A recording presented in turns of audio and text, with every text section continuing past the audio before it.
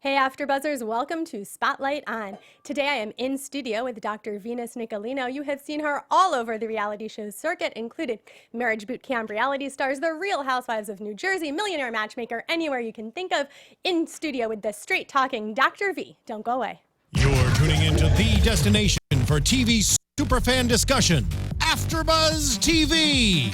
And now, let the buzz begin. And there's our studio audience. I love it. You are so right. So much fun. Dr. Venus, I am so happy to have you in studio with me today. Thank you so much. Just Dr. V. We'll be on a first letter basis. First letter. You can call me Dr. Z. Awesome. Awesome, Doc Z. It'll be good. So where can everyone find you on social media? Okay. Well, this is always a brain teaser for me. On Instagram, I am Sam. What am I? Dr. underscore V underscore. And on Twitter, I'm at Sam. Dr. underscore tweet. Just look me up, man. Just look me up. You can find her This lots is of too underscores. much for me. Lots of underscores. They underscore just how awesome she is. I'm your host, Zoe Hewitt. You can find me on Twitter and Instagram at RealZoeHewitt. Now, getting right into it, I've got to ask, how did you segue from the private sector into reality television? That is a really great question. I was consulting on a show about doctors, and then they had said, well, why don't you be on the show? And I was like, oh my God, I couldn't. I absolutely couldn't. Because I'm a little shy. I know I don't come off that way, but I am. And I just kind of courageously, pound through that fear. So I had turned that down, and about a year later, they came back to me and asked me. And I was like, you know what? I was at a different place in my life. I remember I was in London at the time when the call came, and I was like, you know what? My husband was there, and he was like, I think you should do it. I think you'd have fun. And I did, and that show was LA Shrinks on Bravo. So I was their resident shrink for about 3 or 4 years or so, and I popped on and off all of their shows. And I did have a really great time. A lot of people talk about their reality star nightmare. I haven't had one of those yet, unless I'm living it and I'm completely unaware, which could be the case. All the better. All the better. But I've had a really great time, and it's so nice to be able to do that kind of work, plus academic work, plus see clients, plus it's just a nice way to have a good time. And there's not many places you can do that. LA is one of those weird places that you're still legitimate if you're doing those things. Right. And that's a really interesting point, right? Yeah, in a lot of other places, and even in a lot of other careers, that would delegitimize you as opposed to now giving you these extra credentials. Yes, yeah. So I've been having a really great time, and Marriage Boot Camp has definitely been an incredible learning experience for me. So we're in our 9th season, and I have done 3 that are on television so far, but I've done 6 of those seasons, and boy, was it a learning experience for me. We film 14 days straight. 14 days straight, 16-hour days. And what's interesting about Marriage Boot Camp is that it's an actual boot camp that we put the cast through. We design the drills. We actually put them through this intense program. And people come out differently. So also what I love about the show is that it has a little bit of a twist. At the very end, it's like, will they stay together? Will they not stay together? So that's always fun. And another thing I like about the show is that our stakes aren't in whether they stay together or not. The show is about, and the boot camp is about providing tools.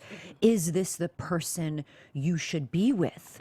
And in that, it opens a thought process of choice, and also for the viewers. Could they question their own relationship? Should I really be in this relationship? Well, we don't talk like that, or we do talk like that. So I think the success of the show is about its ability to connect with the viewers.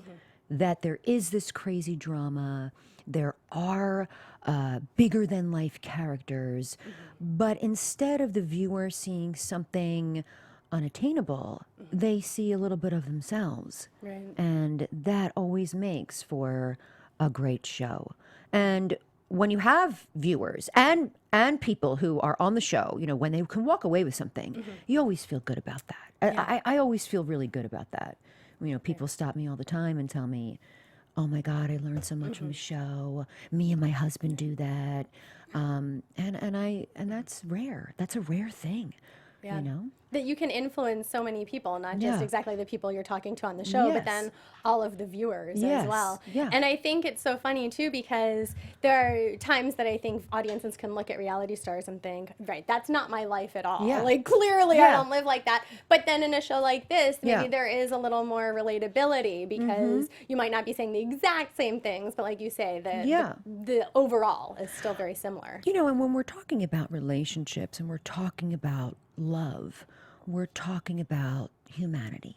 We're talking about human needs. We all have an instinctual desire to couple, to be with someone. And even if you're not in that place at the moment, you will be in that place, and you'll move out of that place and go back into that place. But there's this real human drive to be with people, to relate to people, to connect with a partner, to want to be in love, to want to care. And that is what really makes the world go round, right? Yeah, and I think there are sometimes you see couples who, even as not an expert, you look at them and wonder, how are they together? There's no way that's going to last. And so sure enough, right, then you go through the show and they realize maybe this isn't exactly where I should be right now either. Right. And we never really think about it that way. Like, is this the person that I should be with? You know, a lot of times we get into relationships and we play the day in and the day out, and we get into a groove, and the couple finds himself married, and 5 years, 6 years later, like, wait a minute, I don't really even like this person. How did I get here? How did I find myself here? So yeah, there is that element. And what about, like, I had heard about this years ago. So when speed dating was popular, I never did it, but I really wanted to be honest. Because if there's anything you should make a quick choice about, it's who you're going to date. But the concept behind Yeah. it, right, is if you ask certain questions, you can tell very quickly if you're compatible or not for the long run, right? Is that the main No. concept? I mean, I think that's a dumb concept. I think to get to really know someone takes time. Now, look, social psychologists and doctors and anthropologists believe in something called thin slicing, that you can immediately, your instincts pick up a zillion things, you know, all at once. And those instincts are usually the right ones. But I do have to say that while those instincts can be true and can be real, I don't think they're meant for speed dating. You know? Which to me sounds like a game. Okay, It sounds first of like all, a big that game. sounds like a nightmare. That sounds like just a nightmare. I mean, but I'm one of those people where, like, I like to dig in. Like, I want to get to know you. You know, I want to get to understand you. I'm looking for that. So if I have to answer, you know, quick questions, I can't even answer these questions. See, now I feel like I'm shallow. I feel like I need to clarify everyone, just because it sounds like a game. Like, it Yeah. just sounds like a fun game to me. Yeah. This is like speed dating. Yes. I know. So then I have to ask, how long did you know your husband before you guys got married? I have been with my husband for 20 years. Oh, wow. And it has been really wonderful. I never thought of myself as the marrying kind. I didn't want to have children, and I didn't even want to get married. And they were the two best decisions I didn't make. My husband made those choices. And we knew each other, I want to say, for 3 years before we got, 3 or 4, I don't remember. It's so long ago. 3 or 4 years before we got married. And our meeting wasn't romantic. You know, wait, what are the rules for the show? Am I allowed to curse? We try to keep it to a minimum. So then I won't curse. Because I can't do that. Did meeting your husband involve cursing? Well, it involved a curse word. So, Say it. We've got to hear it now. Well, no. We'll beep you out. So I saw, and by the way, I am the kind of person that does not believe in love at first sight. But let me tell you, when I was in a bar, my husband walked through the door, he looked at me, I looked at him, and he thought, oh my God, this is the woman I'm going to marry. And I thought, oh my God, I want to fuck his brains out. So you can only see the difference in who we are as people. But opposites attract, right? You balance each other out. He definitely is the water to my fire, for sure. Yeah. For sure. And that's a good thing, I think, in 20 years. And the man has never said a mean word to me. Oh. In 20 years. Who can say that? Right. That their husband, that their partner has never uttered a mean word. Yeah. I just adore him. And which leads me to, people always ask me, what is the success of, what's the ingredient of a successful relationship? And after 20 years of marriage, I've come to the conclusion that when your need to empathize with your partner outweighs your need to be right. Because my husband doesn't care if he's right. Doesn't care. He just wants to be able to connect with me. Now, I care if I'm right on certain occasions. We all have to work on something.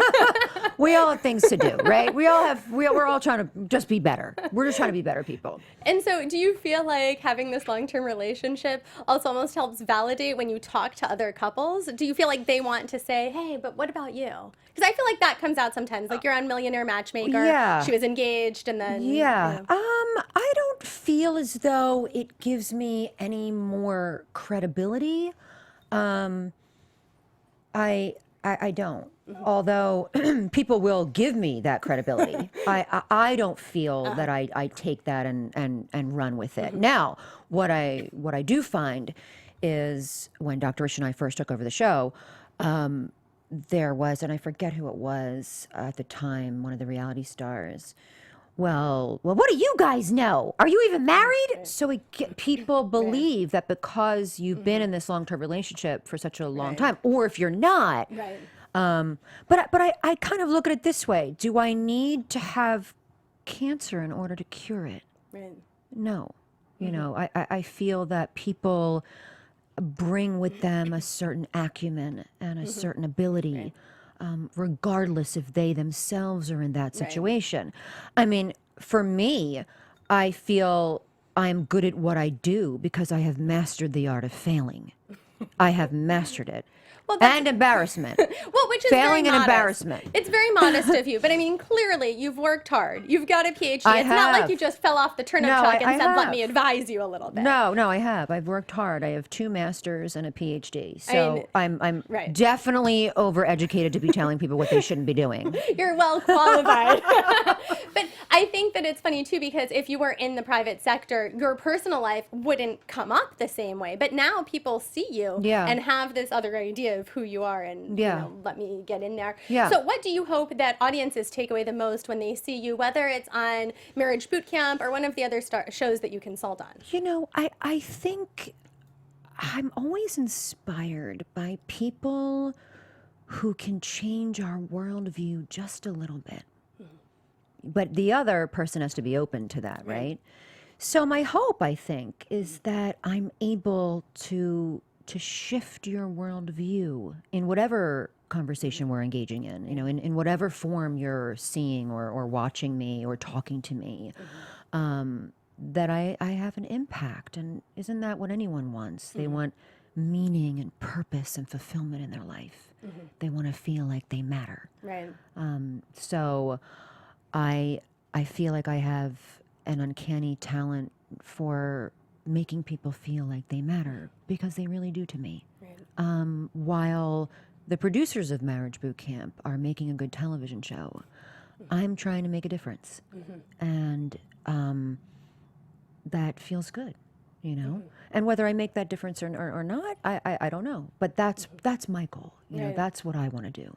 And I feel like that's what people want in life in general, to feel like they matter, no matter Yeah. who it is that they're Yeah. talking to or what their jobs are. We got super philosophical. I'm sorry. Let's go No, light. Let's no, go light. I think it's good. And you know, I was thinking too, I have never talked to someone about their marriage before. I was like, this is interesting. And I love these how we met stories anyway. So I was sort of half thinking, why haven't I asked anyone Why this don't I ask before? people these I questions should ask more? all the time. See, impactful. Impactful. We're impactful. We're impacting each I other. matter to you. And you matter to me, Zoe. Thank you. And you also matter to these stars who did these deathbed confessions recently. Yeah. That wasn't that long ago. Yeah. But it was a big deal. So do you want to explain to everyone who isn't familiar with them? So if you're not familiar with the deathbed confessional, you really should be. So you better start watching Marriage Boot Camp because it's one of our definitely more popular exercises that we do. And the reason why, do I have to bend down on the mic or I can lean up? Okay. Stay close. I feel like I'm on top of it. One of the reasons why, what the viewer doesn't see is what we go through to actually have that happen. So the art department, the production, I mean, it is a real life setting. The reality stars walk in and it is so real life that even if you know, obviously, that, you know, it's a hoax, you'll feel it because of those details that the art department and the production puts into that specific drill. And they put that into all the drills. There was one about 2 seasons ago where the partner was killed. The police were there. The sirens were going off. The gunshot happened. And you're these reality stars are just in like, oh my God, what is happening?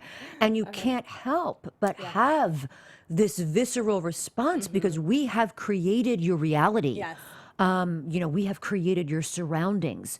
So at the heart of the deathbed confessional, at the heart of that, and I don't know if viewers realize this or not, is really about the negotiation of gratitude. Can you negotiate gratitude with your partner?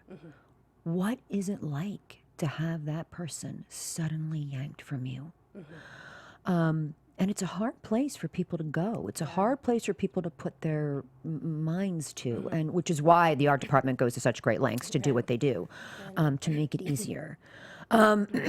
Now, I've always run that drill season after season, but I am going to put my vote in for Dr. Ish next season. So, Ish, if you're out there, it's all you, buddy. I'm going to hang my hat on that one. And why is that?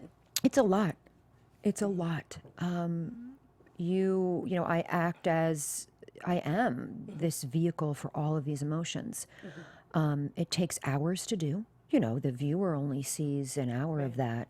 Maybe we're talking maybe 15 minutes, sometimes 20 minutes, depending on where the reality goes. But it's hours of intense. It's hours of intense talking. It's hours of intense vibrating with another human being, navigating their emotions, helping them through that. Hours. I'm exhausted. I'm exhausted when I come home from that, which is usually about 2 a.m, maybe 3, and I'm done. I'm done. And the next day I have to recover, simply because it takes so much. I mean, every cell of my being is involved in that process. So, and you can't miss a beat. You're dealing with some delicate emotions. So it can be tough. It can be tough. Yeah, I mean, people are depending on you, and then you have all of that energy, right, coming towards you that you have to, on one hand, do your job as you're hosting the show, but on the other hand, you're still counseling them. Yes, like you're still therapy. You're still in this process where you're acting as a vehicle. You're walking hand in hand with them through their emotions, and it's a lot for me. I mean, I come home from that day and I'm done. I'm just done. Yeah, I bet. Yeah. And I love that you mentioned also the art department, because I feel like it is so easy to just think people sort of wind up on these shows and that's what happens. But they have to work to create that environment so people really feel it. And so viewers can get caught into it. Right, get caught up in it and go, okay, I know it's reality, but. Yeah. I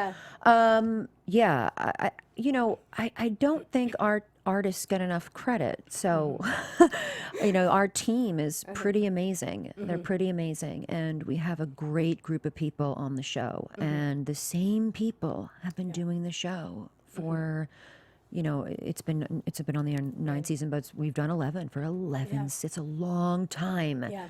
to love and hate each other. Yeah. Yeah. And so, among the different shows you've done, do you feel like there's a certain format that speaks to you personally more than some of the others? Oh, that's a really great question. And I feel like I do my best work in a more open format. I do me better when I have a little bit more freedom, a little bit more elbow room. Marriage Boot Camp is incredibly formatted. And I find that both inspiring and stifling for me as a person. But with anything, you learn to insert yourself where you can. You learn to make a difference where you can. So I like that Marriage Boot Camp is the format that it is. Simply because as to come full circle, I'm a little bit of a shy person. So I don't have to be on for 14 days. I can kind of sit back and walk our boot campers through the process or whatever that is. But I'll tell you, it's definitely one of the more challenging shows I've ever done because I am the host. I am the relationship expert. We are coming up with the exercises. You can't miss a beat. It's tough. You're wearing many hats. Yeah. And kudos to my partner, like Dr. Ish. Like we help each other through it. He's from a military family, and thank God, because he'll be like, V, get up from your trailer. We're gonna do this. We have 2 more days. And I really need that. Like okay, I got this. We can do it. Yeah. Yeah, because that can be intense. And so what is on the other end of the spectrum? You said the more open. The more so open what would format that be? would be more the docu-series like Bravo. I love that as well. But you're opening yourself up in a different kind of way. I mean, you're always very vulnerable. Whenever you're on television, you're in a vulnerable position. You're being open in a very specific kind of way.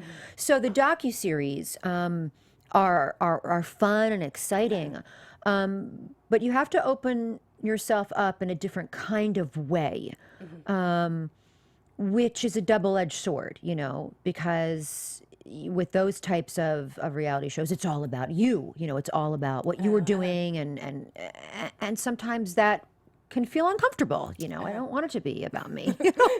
I want to be about someone else. It's about somebody else. And so you've got a book that you're working on now that's supposed to come out in winter of 2018. So what will that be about? So the book is entitled Bad Advice, and it's with HarperCollins, and I'm super excited about it. I've been working on this project for quite some time.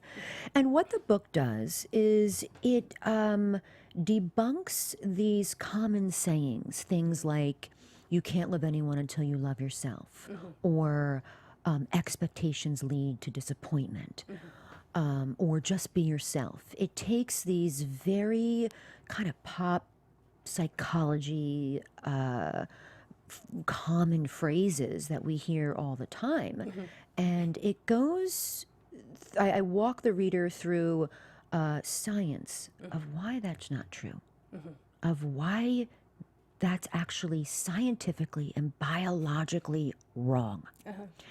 And all it really is a clever way to get into a self-help book. So if that's the wrong way, if expectations lead to disappointment, okay, so then what's the right way to do it?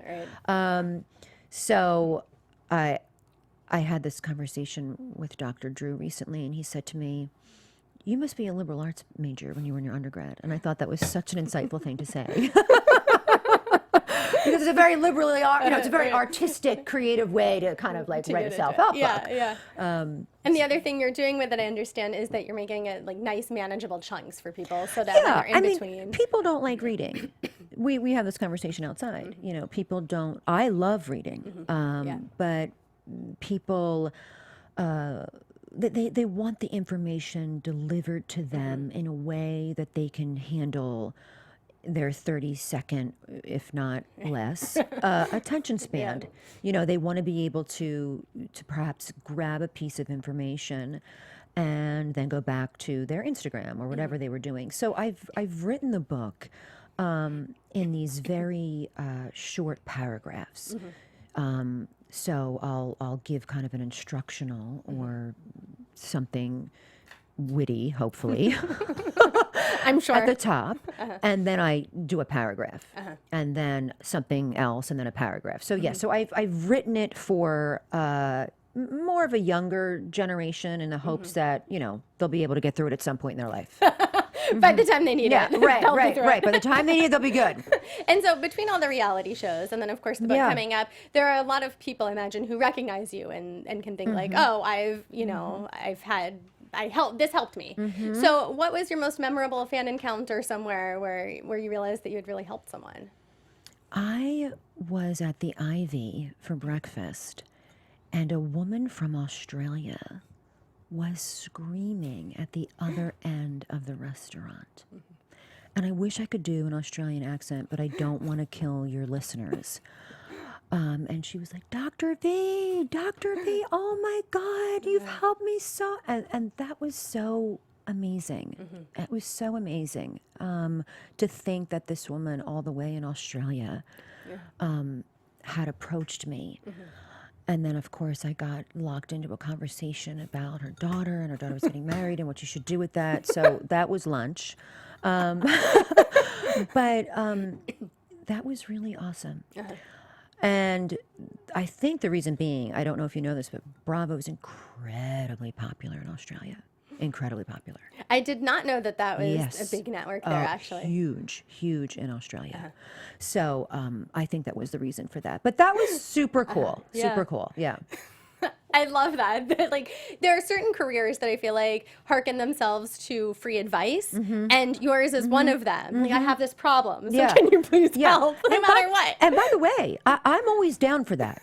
I am always prepared for that. Like, I live for those in-depth conversations.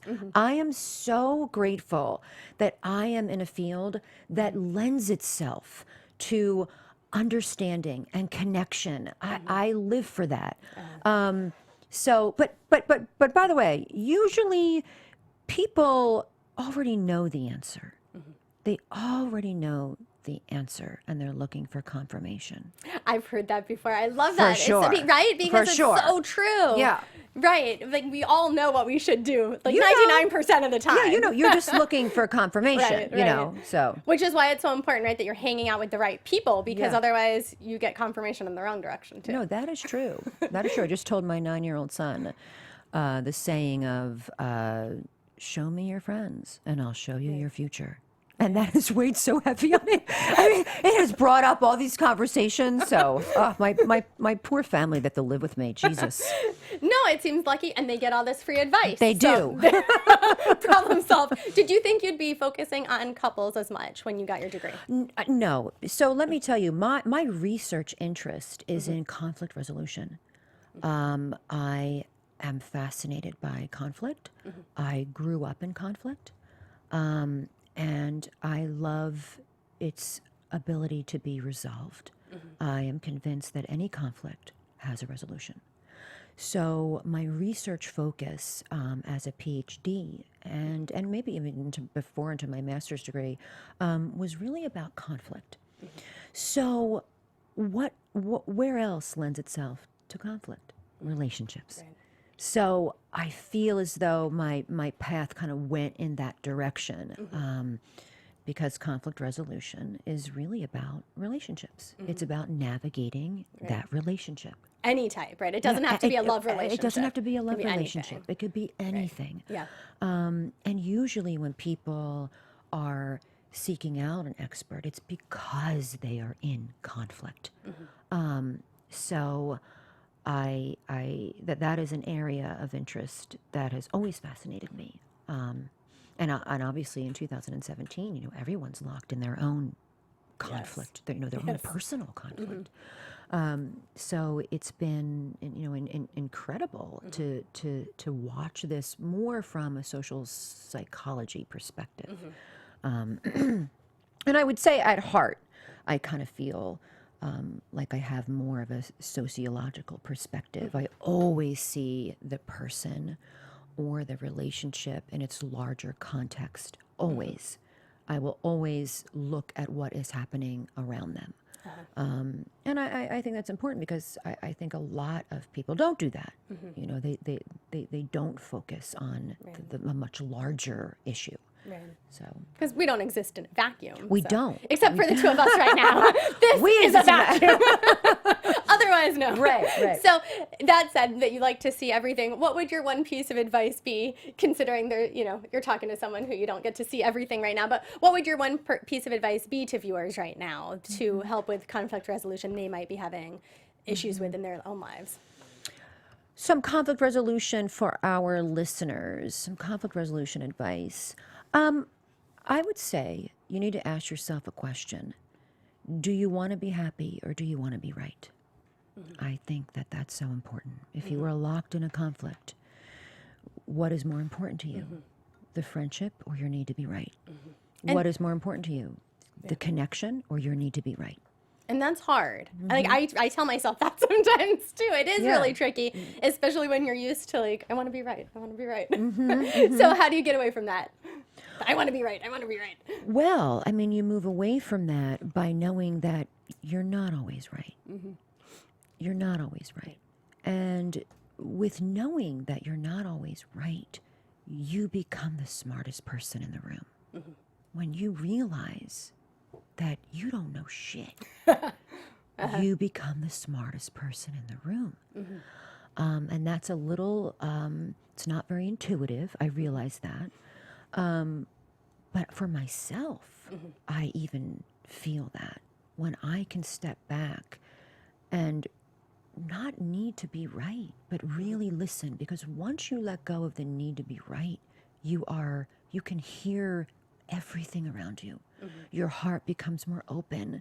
You become more peaceful. You're able to take in information that you never knew you could. And in that, you become the smartest person in the room by knowing that you're not right.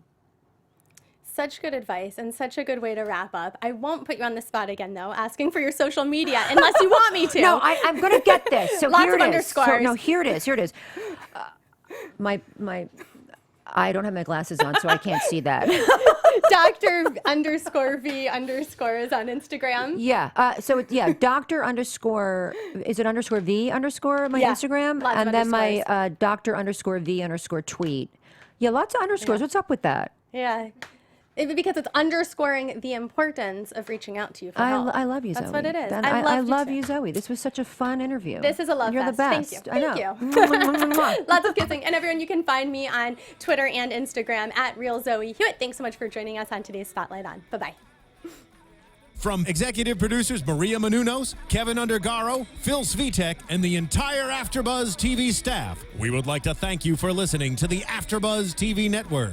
To watch or listen to other after shows and post comments or questions, be sure to visit AfterBuzzTV.com. I'm Sir Richard Wentworth, and this has been a presentation of AfterBuzz TV. Buzz you later. The views expressed herein are those of the hosts only, do not necessarily reflect the views of AfterBuzz TV or its owners or principals.